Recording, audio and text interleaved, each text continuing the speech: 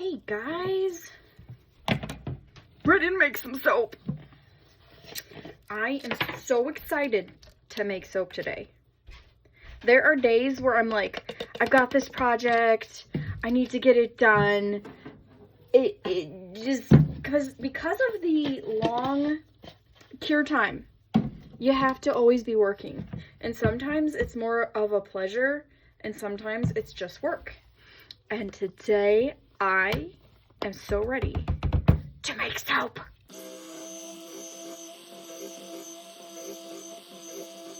So it's been a while since I have worked with these fragrance oils. I am blending a mix of bergamot and sandalwood and dark amber rosewood. Here it is right here. Can you see it? Oh, it smells good. It smells so good. Both of these fragrance blends are from the Midwest Fragrance Company, and I did a 50-50 blend, so it's a split even blend of these two. If you are a maker and have those fragrance oils, I highly suggest trying this because it smells divine. So I'm going to mix them in. Very good, very good. That seemed to water it down somewhat. Slow trace, we'll see how it goes. I'm soaping at about 95 degrees. Whew, it is quite toasty. Hope it goes through a lovely gel face. Go through a gel face. All right, so I was distracted. I'm gonna try to get back into the soapy world here. I am making a fairly simple design for the soap itself. I really want the main showstoppers to be the top. I have a stamp and also the fragrance. I want those things to be the true, just the things that stand out. So let's see what we're doing here. I have some kind of muted gold colors. Well, this one's quite sparkly. This one's Sparkle Sunshine from Mad Micas. I wanted all gold kind of hues. This one is King Tut. I barely have any of this left, but I'm just gonna use the rest because that's way less than the max usage rate. So I'm gonna use King Tut in that big one, and then Poppycock. It's more of a copper kind of tone than a true gold, but it's gonna be lovely. I like this one. It does kind of go like a brownie color in the finished product, but that's what I want. That's what I'm looking for. Where's my spatula? Where did I put it? Here it is. Got it. Oftentimes I will put my mica in my base oils so I can disperse the mica beforehand and then just pour it in and stir it. But this one, I really don't care because I'm gonna blend these. It's an in the pot swirl. I don't need like really super well-defined drippy layers or drop swirls or anything like that. So I am not concerned. Ooh, it's starting to set up. Woohoo! Yes, very nice. Very, very nice. All right, on to the last. It does poof up a little bit. Those micas will poof up.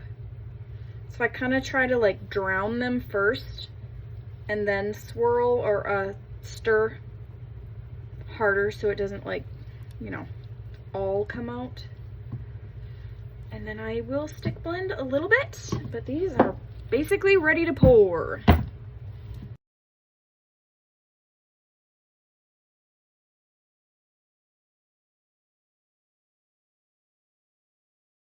All right, and for in the pot swirls, unless you really want a marbled look, having these thicker is going to be more defined, and you will be able to see each each of these 3 colors instead of having it just kind of marbled together, which if that's what you're going for, that's great, and that look can be really nice. But as a thicker, these are thicker trace, so you will be able to see these more defined in the pot swirl. Oh, it smells so good. All right. So I do have what is called an impression mat. It's just a silicone thing that I'm gonna put on the top, and I'm gonna save a little bit of this because I'm actually going to put that on the top too. Yeah, this is warming up.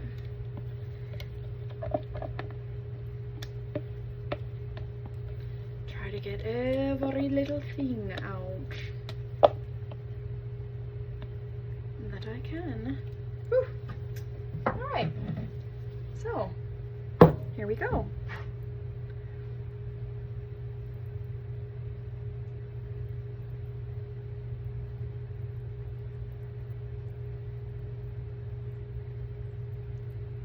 And it doesn't really matter how you pour this in. It's in the pot swirl, so it's going to swirl as it goes in, as it drops in. I mean, you can just go back and forth. You can go side to side. You can just pour from one spot. It really doesn't matter, but if you are a newer soap maker and you're trying some new things, trying the different ways of pouring it in, it does make a difference. It does make a difference because it will affect how the end product looks. But there's so many different ways to do even the same thing, all falling under the in the pot swirl, but it's just a different technique of pouring it in, like swirling, or some people swirl it in their pouring pitcher before they pour. It just depends really on what you want. So I am going to swirl this just a little bit. In fact, I highly doubt any of this is going to show up, but I like knowing that I did it. And it's mostly going to be covered, but I don't care. I don't care. So what I'm going to do with this little bit of leftover, I'm going to pour it just down one side. So that way my impression mat can sit on top of this more coppery color, and it will provide a tiny little bit of contrast. It's not going to be huge. It's not going to be like black on white or orange on purple or something like that, but it's going to provide a little bit of contrast, so it will stick out a little bit more, stand out on the top. And some people use, if they're gonna do like a honey type soap, this isn't honey as in I don't have honey in it, but I do have a honeybee stamp, and I am going for those honey colors. But some people use, what do you call it? Bubble wrap instead of an impression mat. But here's the thing. Okay, guys, I'm in agriculture, and although we do not have bees ourselves, bees are a very big part of my love. Like, I love bees, and I never thought I would say that in a million years, but bees are just magical little creatures, and beehives are not circular. They are hexagonal, however you say that word. So, using the bubble wrap, for me, is like committing a capital offense because it's not true to nature. And this is. If you see this, they're little hexagons, like a true beehive would be. And you don't exactly know how this is going to look until you pull it off the next day and say, wow, that looks really great, or wow, that looks really bad. It's just one of those things you have to work at, and I just try to make sure it's pushed in enough so that the imprint is visible, because if you don't push it in enough, there'll be little spots that don't show up or that kind of thing. So I just try to make sure it's in there enough. And then I'm just going to take my spatula. See, I told you this was going to be covered up, but I didn't care. I wanted to do it anyways. I'm going to do a little thing over this because it's going to look really cool when I pull off that impression mat. It's going to be sweet. It's going to be sweet. This kind of wave type thing. And I'm going to put some gold bursting beads and some bee pollen on here. I started using bee pollen on my soaps, just a few soaps. I got it from my local natural food store, one in which sells my soaps, which is really cool. If you're in Central Washington, go check out Settlers Natural Market. If you haven't been there, you don't know what you're missing out on. It's a wonderful store. It's so wonderful. So many good goodies. It's good goodies. So I was just perusing and I'm like, hey, I bet I could use that on soap. And obviously some people are allergic, so I always list all of my ingredients on my shop and on my individual listings, because I add things like bee pollen. And if you're allergic to bee products or honey, or because some people are, so I don't obviously put them on all of my soaps, but it's just a fun kind of organic looking thing to do if you're wanting something a little bit different. Because I feel like sometimes you get into such a rut of watching other makers and seeing the exact same thing, and you're like, well, dude, what am I gonna do that's different? And I want to be myself. I don't want to just do what everyone else is doing. And you know, it's really fun to try different things that you see, and there's no shame in that. Like, that's part of why I make these videos, is I want people to see, I want people to think like, hey, maybe I should try that. I wonder if I could do that. And I want to inspire people to try new things. And I just joined a challenge for the next 4 months to make a different soap that I've never made before. And they have all the instructions in the tutorial on how to do it. And I am like equal parts scared, like what have I gotten into, and excited, because I'm going to learn things that I've never tried before. And I'm going to grow as a person and as a maker. And that's really cool. So anyways, I will be back, guys. I'm going to take a picture of this. It's not going to be obviously glamorous because of this impression mat there, but I'm going to take a picture of it, and I'll come back to cut this probably within the next 18 to 20 hours, depending on how hot it gets. It might be sooner than later.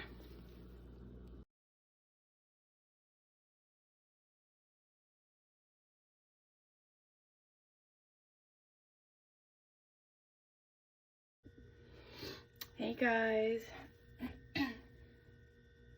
it is the morning, and I'm gonna cut some soap. So this did get incredibly toasty. I was checking on it, and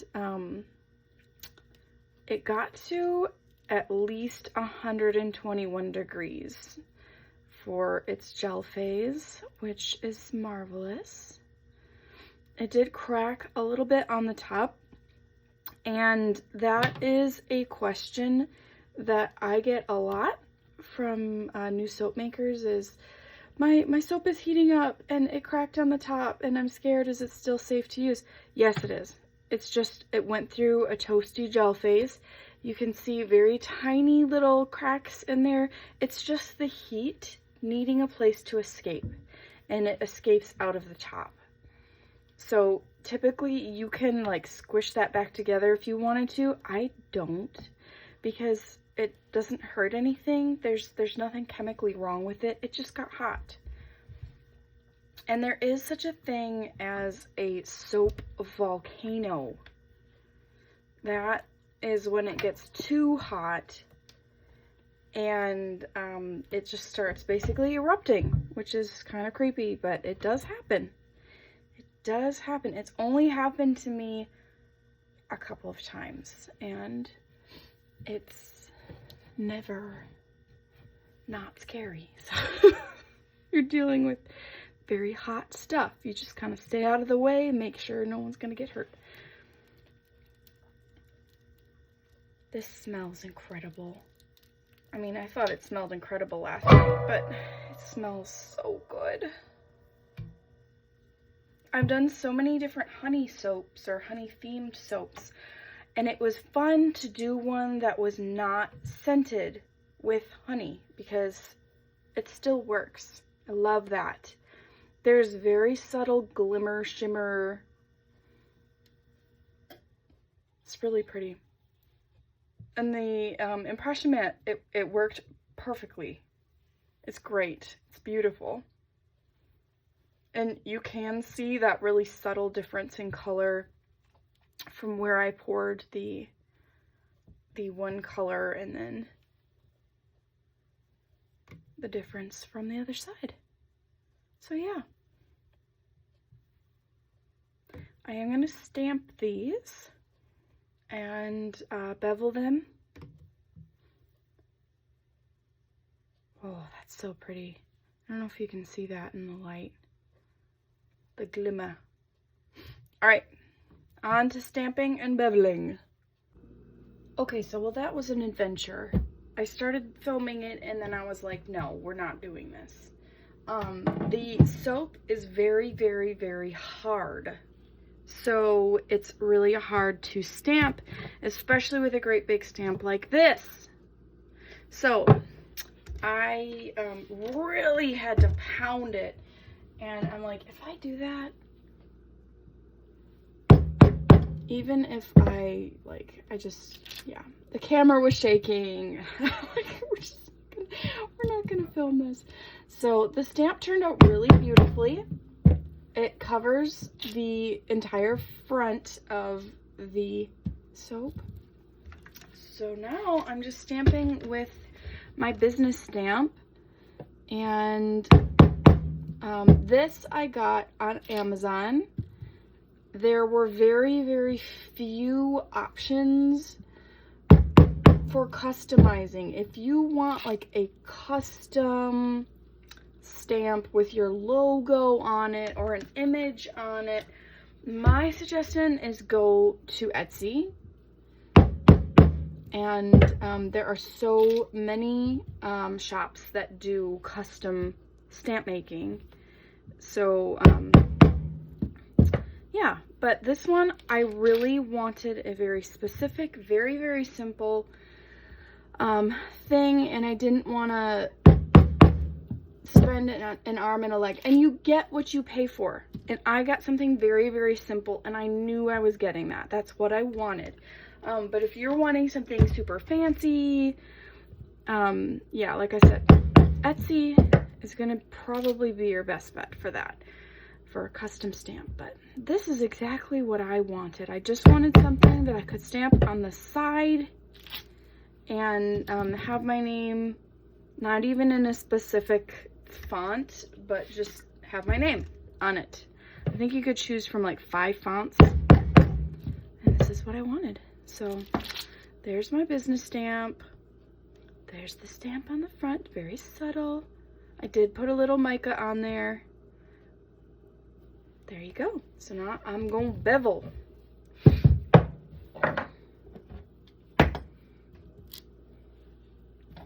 And this is another thing that you can do or not do, and it's not required. It's just something I really like to do because for a number of reasons, okay? For a number of reasons.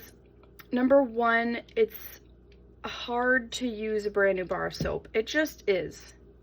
Because the edges are sharp. And I know that sounds silly. It's soap. But I do not have a chronic illness that gives me pain daily. However, if I was using a bar of soap and I had fibromyalgia or I had arthritis and I'm trying to wash myself with a brand new bar of soap that has edges like these, you know, I just can't imagine that it would feel nice on my skin. And when every sensation that you put on your body counts for something, I just feel like it's a kindness to kind of soften the edges a little bit. But like I said, there's no right or wrong answer for this. Like this is just really a personal preference. Some people really like the jagged edges, and depending on the design you're going for, the look you're going for, you know, it's just whatever. It's just whatever.